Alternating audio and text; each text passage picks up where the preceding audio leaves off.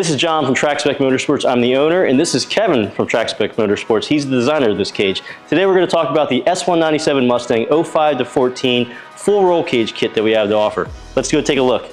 Wanted to take a quick look at the S197 05 to 14 Mustang full cage kit, and we had customers approaching us to design this cage kit because there's cage kits out there that really didn't fulfill their needs, and a lot of the problems came around headroom and just how the roof bars were formed. So the way we do things a little bit differently, we scan the cage, or we scan the car and get all the mounting points down, and we try to tuck the bars as far away as possible. So this cage, I'm super stoked about how it came out.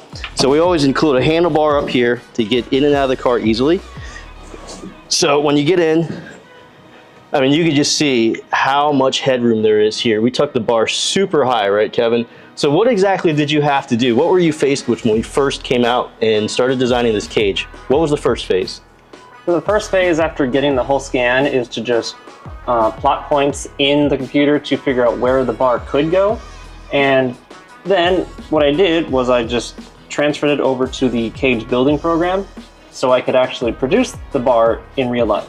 Right. Once I did that, like after making the main hoop, I could make this bar and just set it in the car exactly where it is in the computer, which is very useful because it tells me that the computer is correct, the scan's correct, real life is correct, so all of that lines up. That's very handy. But when it was in the car for the first time, I was like, this is, it's good, but it's not great because it was still kind of like a little too close to your head. Yeah, I remember sitting here and, you know, the driver of this vehicle is 6'3". He's a pretty big guy, and his main thing was headroom. How do we fix the headroom problem?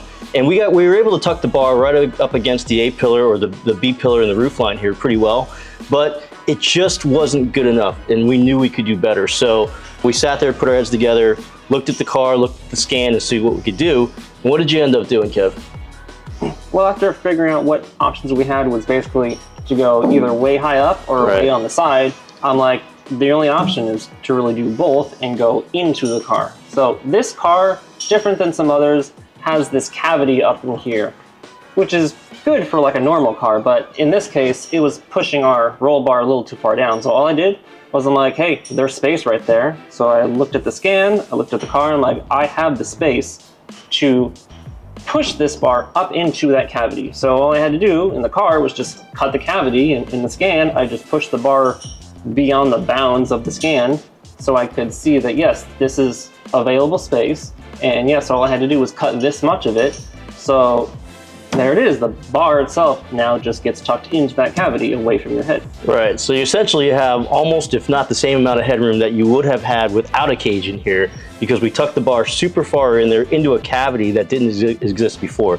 And, you know, it's a super simple upgrade and something super simple that somebody installing a cage like this is fully capable of doing. You could cut it in about 30 seconds, so we were happy to do that. So as you can see, sitting here right now, I mean, there's a ton, I don't even have enough length here to get how much headroom is in here, but plenty of headroom there, no problem wearing a helmet, and also putting padding there because, you know, in SECA and NASA, you got to have 1-inch padding. So you got to remember those types of things. A lot of people don't remember that, okay, when they fit into a roll cage, do they fit it with padding? And that's always what we do around here is we put a helmet on, put all of our gear on, make sure that we're at the right driving height, put padding there, and then you check your headroom. So that's what we wanted to do. So really excited about how this came out, and I sat down in the car this morning. I was like, man, this came out so nice. So really stoked about how the results were. All the other roof bars tucked nice and high and tight. And then the dash is reinstalled. Actually, the best part about this cage, right, Kevin, is the fact that you don't have to take this dash out. We fought with this on the S550 Mustang, and I can tell you, that was probably one of the worst experiences installing a cage, is having to take the S550 dash out and then reinstall it with the bars in place. We had to like roll it back and put the bars in, tack weld some stuff in, and then roll the entire dash, which is extremely heavy, back into place. So what did you end up doing with this cage? Very simply, I just pushed the A pillars as far out as possible, which means it had the least amount of interference with the dash. That way, when we do have to bring the cage back and down to drop it so you can weld the tops, it means that the dash itself gets chopped a little bit. You do have to remove material from it, but you don't have to disassemble it. You don't have to remove it from the whole body of the car, which is a huge plus. It saves a lot of time and energy. So you just don't have to deal with that headache. And I'm really happy about that. Yeah, the one benefit of having Kevin design the cages and also being the installer of the cages, he completely understands what you have to do in the steps and tries to mitigate those issues that come across when an installer installs a cage. So you know that you have to move the cage back, so you have to create enough room with the notches and the dash so that you can move the cage back, drop it, weld the tops, put it back up, and then have all that versatility there. So you design a lot of that into your work, is that correct? Yeah, I feel like it's like not an advantage to have a car completely gutted. I feel like it's realistic to have the dash incorporated with the design, right? Versus just removing everything. Hey, I can put the bar here because there's nothing else here, but yeah, you took everything out. Some people actually want to have a nice dash and make it as the car is supposed to be. Right, so dash is good, that's another benefit here. We have several different door bar options. So Kevin, tell me about we have 3 door bar options for this car, correct? Yes. This is what we call our standard X design. It is 2 bars, a bent X configuration with these gussets welded on the inside and outside. And this is for people who want to keep their windows, their glass functional. So you can still have your switch on the side of the door and close it, lock it up, seal it from rain and everything. For those who want a little more protection, there are 2 other options. We call it the Extended X and the NASCAR bars.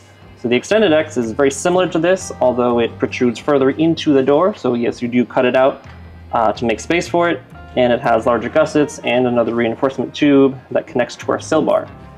The NASCAR bar, if you're familiar, it is something that comes out as far as it can into the door, and it has many more gussets to give you the most amount of protection and the best egress and ingress of any cage. That way, for big guys, it's a lot easier to slide into the car, into your seat, without having the bar right up against the seat.